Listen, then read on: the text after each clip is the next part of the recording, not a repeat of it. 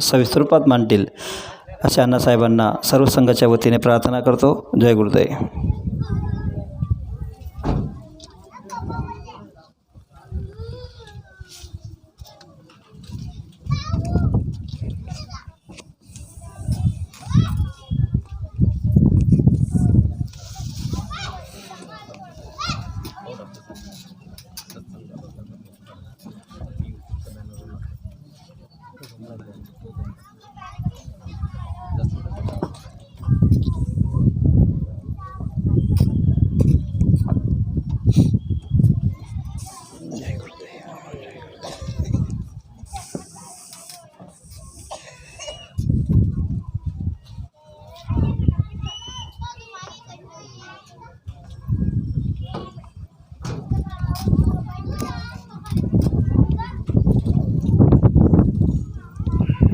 संकल्पवाला 7-8 जण येतस.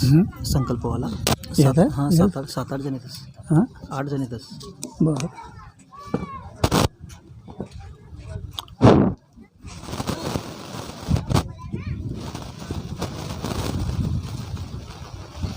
जय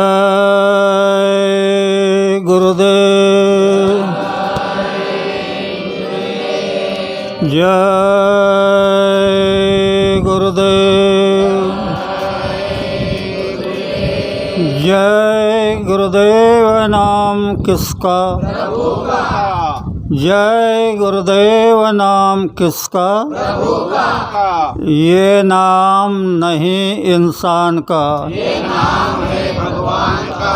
तो प्रेम से बोलो जय गुरुदेव. जय गुरुदेव.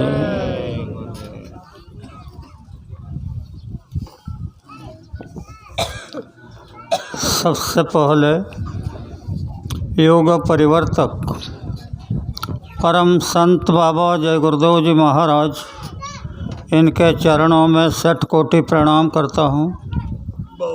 साथ ही साथ जिसने ये त्रिलोकी रचना बनाई उस ईश्वर को प्रणाम, उनके दृश्य अदृश्य शक्तियों को प्रणाम. और यहाँ पर उपस्थित सभी सत्संग प्रेमी भाई और बहनें, इस गांव के सभी सज्जन भाई और बहनें, काफिला रैली में चलने वाले सत्संग प्रेमी भाई और बहनें, सबको प्यार भरा जय गुरुदेव. प्रेमियों, बहुत सुंदर सुंदर शब्दों में आपको समझाया गया है. अगर आप सचमुच ज्ञानी हो, बाबा जय गुरुदेव के अनुयायी हो, तो ऐसे सुंदर शब्दों को आप समझ सकते हो. और जब तक नहीं समझोगे तब तक कोई लाभ नहीं. बाबा जी ने, अब मैं हर वक्त जब मेरा नाम बताया जाता है तो मैं संगत को प्रणाम करता हूँ, संगत को नहीं. गुरु महाराज का जो नियम है, उन्होंने कहा था कि गुरु का दर्शन रोज़ होना चाहिए, और रोज़ नहीं हुआ तो 8 दिन में होना चाहिए. 8 दिन में नहीं हुआ तो महीने में होना चाहिए, और महीने में भी नहीं हुआ तो साल में एक बार होना चाहिए. और अगर इसका दर्शन नहीं हुआ तो तुमको दोष लगेगा. तो प्रेमियों, जिन्होंने ये कहा वो जब आँखों से ओझल हुए तो सोचने लगे कि मैंने क्या कहा है कि गुरु का दर्शन नहीं होगा तो पाप लगेगा. तो उन्होंने बाद में सूचना कर दी कि संगत मेरा रूप है, जो संगत का दर्शन करेगा उसे मेरा दर्शन हो जाएगा. ये सभी लोग यहाँ पर बैठे हुए जितने हैं उतने अपने अंतर में गांठ मार ले. दूसरी एक बात, ये सुमिरन ध्यान भजन, यह तो बाबा जी ने फिक्स रूप में कहा है. जो करे वो कर रहा है, जो नहीं करे वो नहीं कर रहा है. पर बाबा जी का आखिरी आदेश कि आप हफ्ते में एक बार रैली निकाल करके मेरे संदेश गांव गांव शहर शहर जाके सुना दो। यह बाबा जी का आदेश है और आप लोग इसको कर रहे हैं। इसका मतलब आप गुरु की भक्ति कर रहे हो, गुरु के आदेश का पालन कर रहे हैं। इसका मतलब गुरु भक्ति कर रहे हो।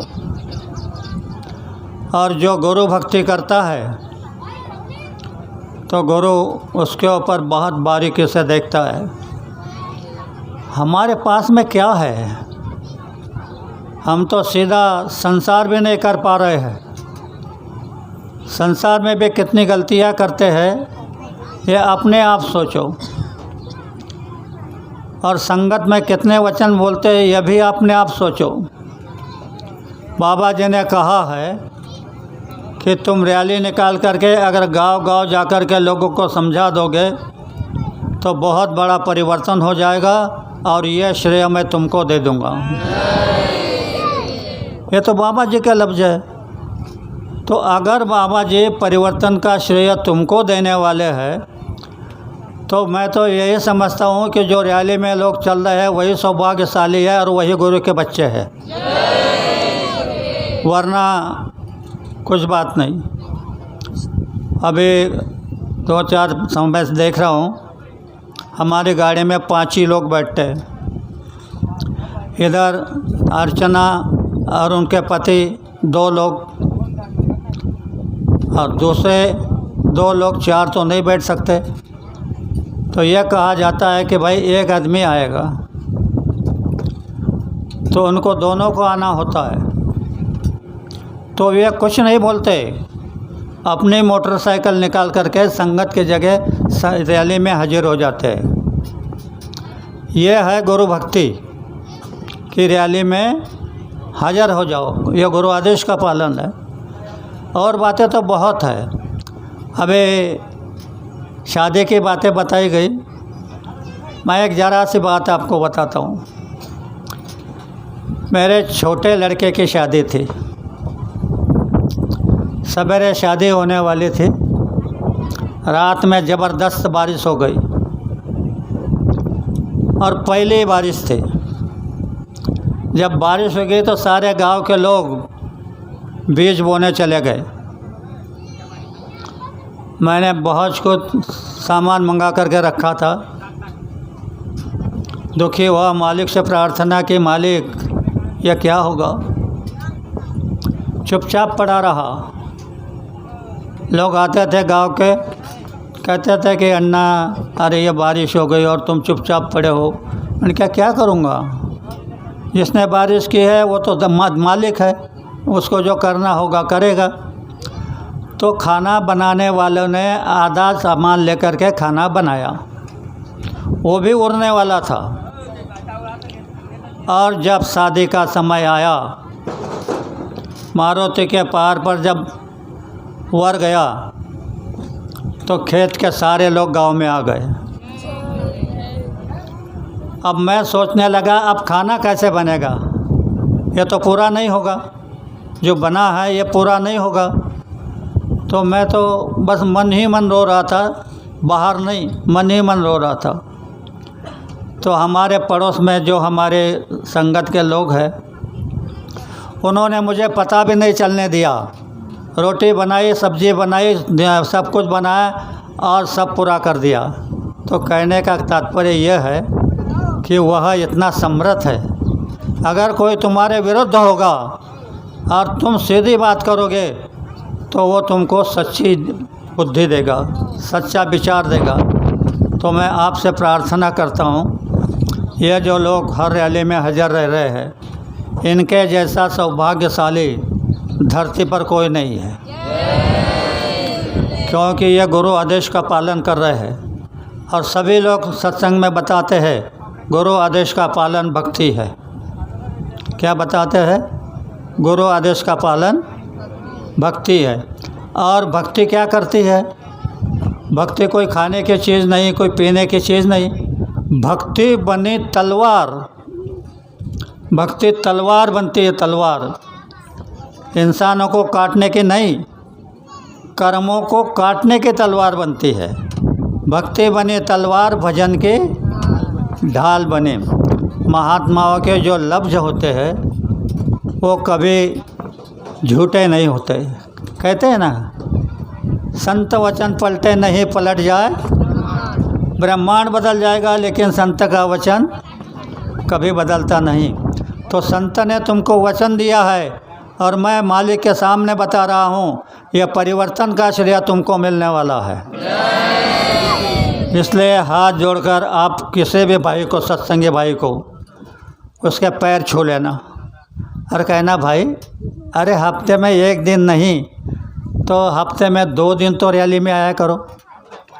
अगर आप उसे भाई समझते हैं तो भाई समझते हो, तो भाई के लिए तुम क्या नहीं करते, सब कुछ करते। तो सत्संगी तो अपने भाई है, तो इनको प्रार्थना करो कि तुम रैली में आया करो। और इसके पीछे एक शब्द, अर्जी बाबा जी की मर्जी आपकी। हम भी बता रहे हैं, बाबा जी भी बता रहे हैं, मर्जी आने वाले की, आए ना आए। ये सत्संग कोई मामूली चीज़ नहीं है। सत्संग यानी सत्य का संग। सत्य का संग करोगे तो वह प्रभु तुम्हारे ऊपर खुश हो जाएगा। अभी समाधान ने बताया कि बोले कोई भाई बताते हैं कि नानक के समय के, कबीर के समय के, पलटू के समय के जीव पड़े हैं। यह बात जब बाबा जय गुरुदेव जी महाराज ने हमको बताई थी कि 20-20 गाड़ियाँ लेकर के इस ज़िले के लोग उस ज़िले में, उस ज़िले के लोग इस ज़िले में, ऐसे चले जाओ। तो गुरु नानक के समय के, कबीर के समय के, पलटू के समय के जो अभी भी पड़े हैं, पड़े यानी उसी शरीर में नहीं, कई शरीर बदल दिए उन्होंने, फिर भी पड़े हैं। जब तुम जाओगे और आवाज़ लगाओगे तो वो तुम्हारी बात को मान जाएंगे। और ये अनुभव हमने किए, ऐसे अनुभव किए कि जो लोग नास्तिक सिद्ध हो चुके थे वो आकर के प्रणाम करते थे। अभी भी हम देख रहे हैं, जब गांव में रैली चलती है तो हर गांव में हर घर का हर व्यक्ति बाहर आकर हाथ जोड़ता है। जिसको रैली मालूम नहीं, अभी हम जिन गांव में गए थे उन गांव में रैली क्या होती है ये भी मालूम नहीं, पर हर घर का लोग हाथ जोड़कर बाहर निकल रहा था। मैंने कहा मालिक कुछ करना चाहते हैं और मालिक करके दिखाएंगे, यह नहीं कि खाली बोल के चले गए, करके दिखाएंगे। तो अभी आपसे मैं एक ही प्रार्थना करूंगा कि आप रैली में ज़्यादा से ज़्यादा लोग सम्मिलित हो जाना। तुम सम्मिलित हो गए, मैंने पीछे कह दिया, और तुम्हारे कहने से, तुम्हारे आवाज़ से अगर 2 लोग शाकाहारी हो गए तो तुम्हारे 2 जन्म का पाप खत्म हो गया। इसीलिए तो बताया है गुरु महाराज ने, क्या ज़रूरत थी बताने की। और सत्संग में दौड़ कर जाना, जब सत्संग में दौड़ कर जाना, सत्संग तो रोज़ सुनते हैं, और क्या सुनते हैं, हर रोज़ का सत्संग वही सुनते हैं। जो बोलता है, आज जो बोला वही कल बोलता है, कल जो बोला वही बोलता है, यह तो रोज़ बोलते हैं। पर जाओ ये क्यों बता रहे हैं? तो इसका अर्थ ये है कि महात्माओं ने कहा है, संत दरस को जाइए तज ममता अभिमान। जब तक तुम्हारे भीतर में ममता और अभिमान रहेगा तब तक तुम्हारे सत्संग में जाकर भी कोई लाभ नहीं है। संत दरस को जाइए तज ममता अभिमान, जो जो कदम आगे बढ़े कोटि यज्ञ समान। लोग तो एक यज्ञ करते हैं, पर उन्होंने कहा कि तुम्हारे एक पैर पड़ेगा तो कोटि यज्ञ का फल तुमको मिलेगा। और अभी इस वक्त में एक सच्ची बात महापुरुष ने बताई है कि प्रेम भक्ति बिना कलियुगात काहि साध्य नाही। जब तक अंतर में प्रेम नहीं होगा, सत्संगियों के प्रेम नहीं होगा, बहनों के प्रति प्रेम नहीं होगा, तो कुछ भी संसार भी साध्य नहीं होगा।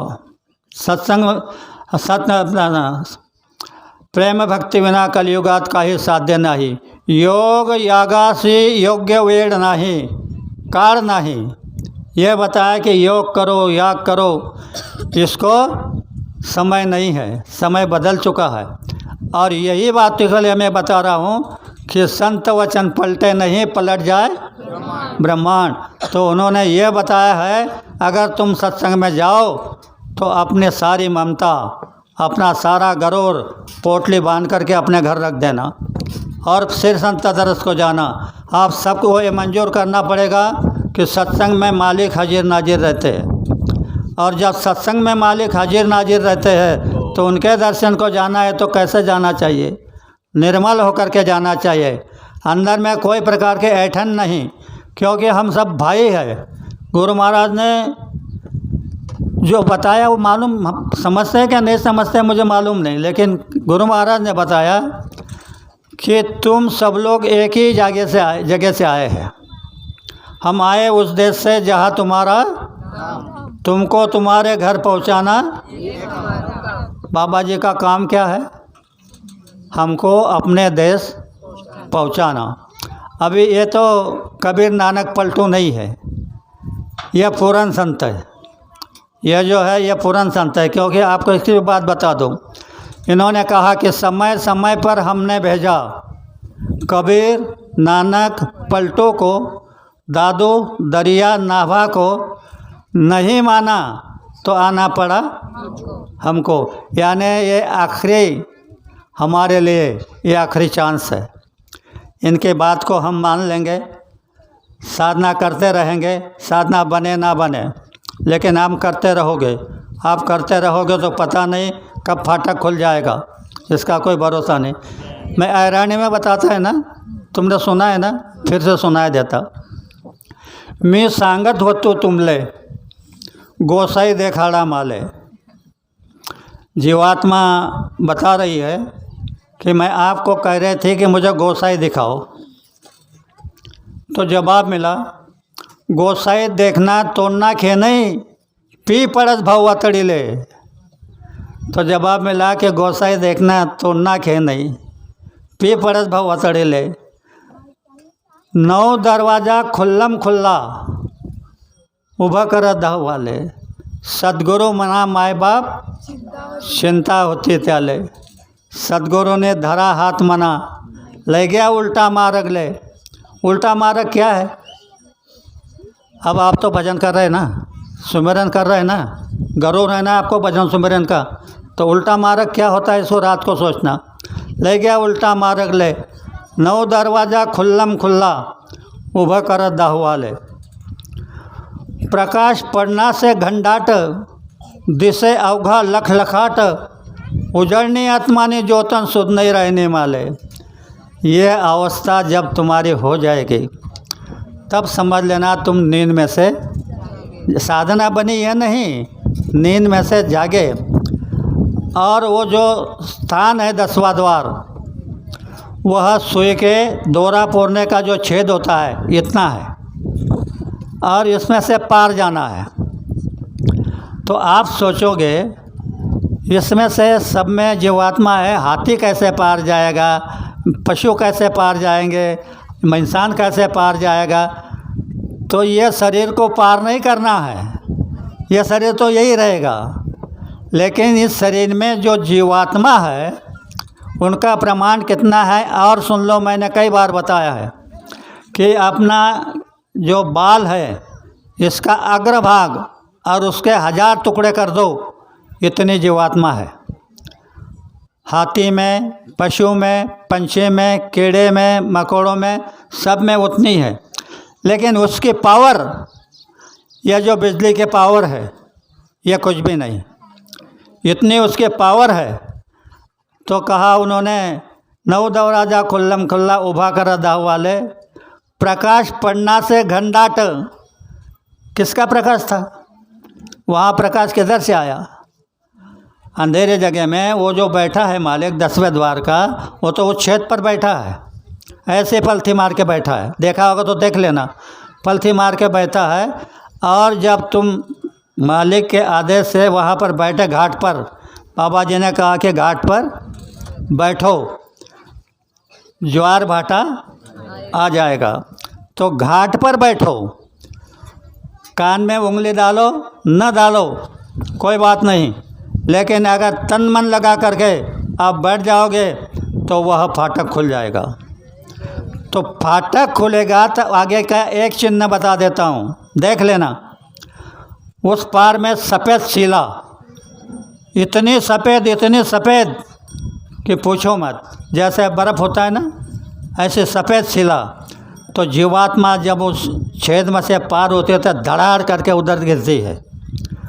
वो जीवात्मा शुद्धा बड़ी मुश्किल से पार होती है और उधर गिरती है, और जब नीचे देखती है तो हमारा ये शरीर नज़र आता है कि बॉडी पड़ी है, और ये धरती गेंद के तरह छोटे से। अब पहले ही मंडल में जब ये अवस्था है तो और मंडलों की स्थिति क्या होगी। और ये सब जो खेल है यहाँ तक, ये माया और जंजरी देव से पैदा हुआ अनहद शब्द, अनहद शब्द जो है, बजी अनहद की बंसी नहीं, बंसी ऊपर है। बजी अनहद की पुंगी, पहले लोग पुंगी बजाते थे ना, तो अनहद की पुंगी बजती थी। ये पुंगी सुनाई देती है, पुंगी की आवाज़ सुनाई देती है। बाद में हर शब्दों में हर जगह अनहद शब्द मिश्रित है, इसलिए कहा कि बजी अनहद की बंसी, खुल गया त्रिकुट से कर का टाला।